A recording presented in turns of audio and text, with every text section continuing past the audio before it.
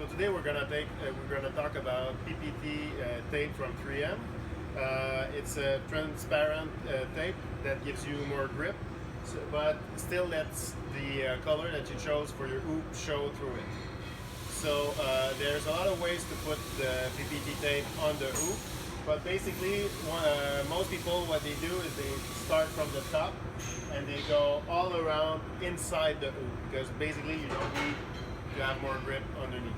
Some people, even though they did the whole thing, will put two more slices of tape here on either side of the plate to give more grip when you do hooks with your feet and stuff like that. So it's going to be safer and it's going to be a lot easier.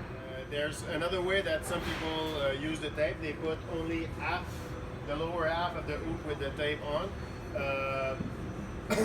It takes a lot less tape, but sometimes when you do slides on the hoop, the tape will start to roll and it's going to be less pretty.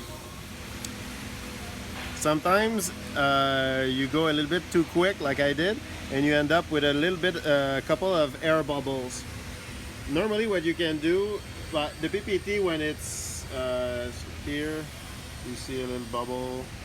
There's one over here. Donc ici, je suis allé un peu trop vite, puis il y a des petites bulles qui sont faites. Normalement, avec une aiguille à coudre, so normally with a sewing needle, but I don't have a sewing needle, so I use a little knife.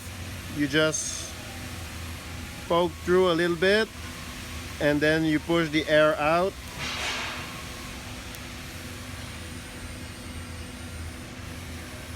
Bon, c'est la seule qui va mal marcher.